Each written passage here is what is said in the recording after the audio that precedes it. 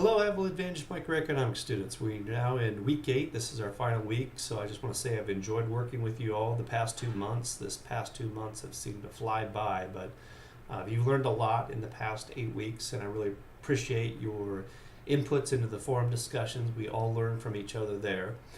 And for the final week, you're going to have your final exam, your final quiz, final homework, so just wrap everything up and finish strong. This week we're going to look at chapters 16 and 18. In chapter 16 we specifically look at how in markets there can often be times where we have misinformation or not enough information.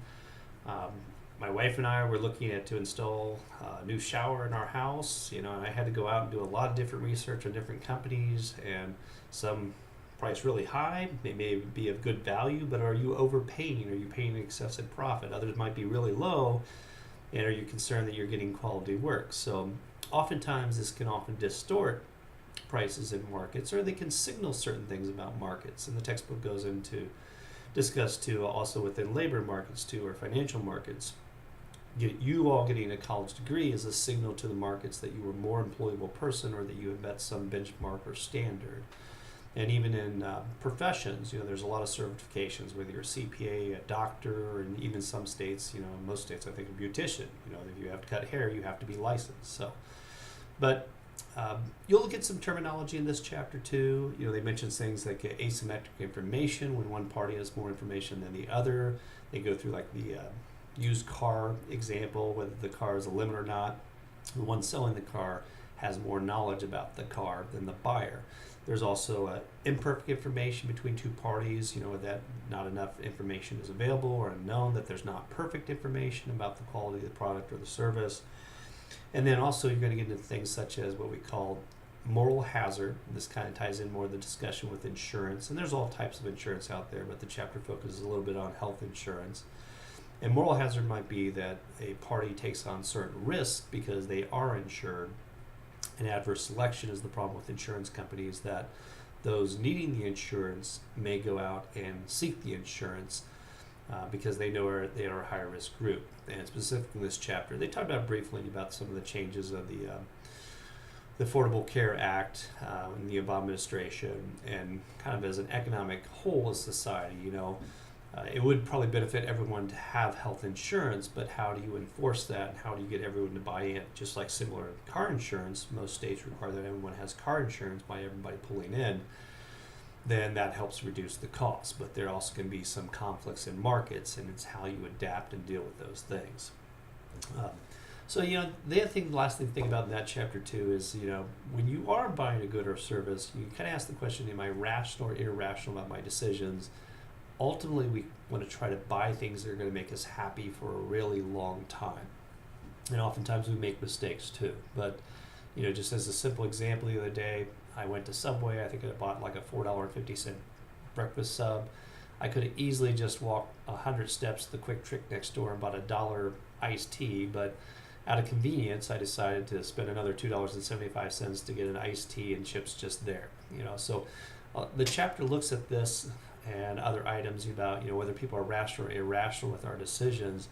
And this is something, as business managers, we have to make those decisions about pricing strategies, goes all the way back to early chapters. And how do I take advantage of that to try to maximize my profits, but also making sure that my customers don't feel that they're getting gouged. But if we're smart, rational shoppers, we'll go out and seek out the best quality prices at the lowest possible price. All right, in chapter 18, interesting chapter because it ties in well, especially with all the political things going on with the presidential election. It kind of begs the question, why don't people go out and vote more, especially in presidential elections? And some of it just may be their time and opportunity cost to gather information. So we think about, the beginning of this chapter, they talk about the Chinese and the tire tariffs, and then they wrap up at the end about what happened with these tariffs. But if you are a small group, you may advocate more for a certain change. And even though most Americans would probably like to enjoy paying less for their tires, they may not recognize it or realize that much, or may not have the time and effort to get together to be concerned about the subject if it doesn't impact their lives enough. So when you think about this chapter 2, they also mention about things about special interest groups, pork barreling. Um, in our economic system, it's not a perfect system. In no way are we a pure capitalist system. We're what I would call a quasi-social capitalist system, and it's a balance between what we think is best. I think the best way to summarize this chapter is they mention 3 things. One, that most economists agree that having free markets can provide wonderful things. It can improve our standard of living.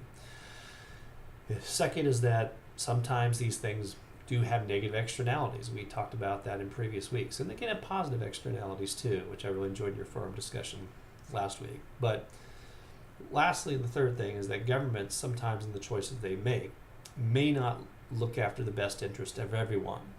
And they may be influenced by certain parties, or they may make decisions. So even they quoted like Winston Churchill.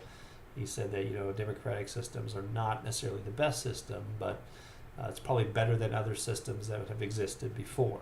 So when you go through this chapter, just think about what we've talked about throughout this entire course. And really, economics, again, as we wrap things up, is a social science. In microeconomics, we mostly focus on the individuals and the decisions of the firm, individual choice, and how governments are involved in the regulation of markets. And it's a balance between those. How much is too much regulation, because that does drive up costs, and how much is it that we don't have enough regulation because there have been markets that have been impacted adversely, especially after the subprime crisis. So we want to make sure to have a stable economic system. So it's trying to find that right balance and meeting the needs of everyone. Well, again, I want to say that I enjoyed working with you all the past 8 weeks. So if you do have any questions, do email me. But I look forward to talking to you in our last forum discussion. And have a great week and take care.